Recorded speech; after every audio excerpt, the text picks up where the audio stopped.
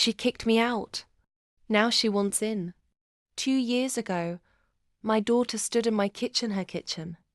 Technically, because my late husband had willed the house to her and said the words I never thought I'd ever hear. Mom, you need to leave. Here's $10 for the bus. $10. That was the price of her love, her gratitude, and my dignity. I left with nothing but a small suitcase and the clothes on my back. I slept on church floors, worked part-time cleaning offices, and ate canned soup for dinner. I aged 10 years in too. But fate has a wicked sense of humor. While working for a wealthy real estate investor, I learned the ins and outs of property deals.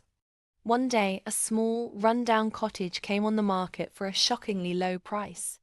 I bought it with my savings, fixed it up, and sold it for triple the amount. I repeated the process again and again. Fast forward to last month.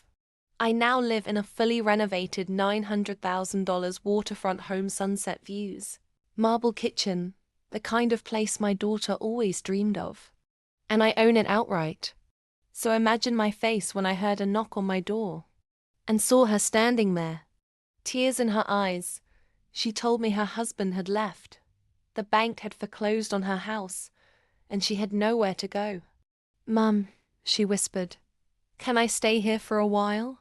I smiled. Of course, dear. Come in. She moved in that very night, gushing to my neighbors about how close we were.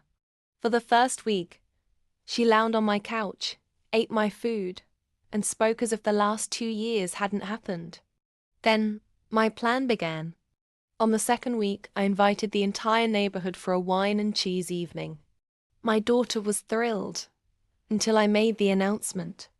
I want you all to meet my inspiration, I said, gesturing to her. 2 years ago, she taught me the most valuable lesson of my life, that I can survive and thrive with nothing. Because she, my own daughter, kicked me out with $10 to my name. The room went silent. My daughter's face went pale. I continued. And that's why today, I'm signing the paperwork to donate this home not to her, but to the local women's shelter, so other mothers with nowhere to go can rebuild their lives. Gasps. Whispers. My daughter's mouth opened, but no sound came out. The next morning, movers arrived to take my furniture to storage. She stood there in her pajamas, stunned, as I handed her a crisp $10 bill. Here's for the bus, I said. You taught me that. And I walked away, leaving her on the curb, the same way she'd left me. Because here's the truth. Forgiveness is optional, but revenge, that's an art form.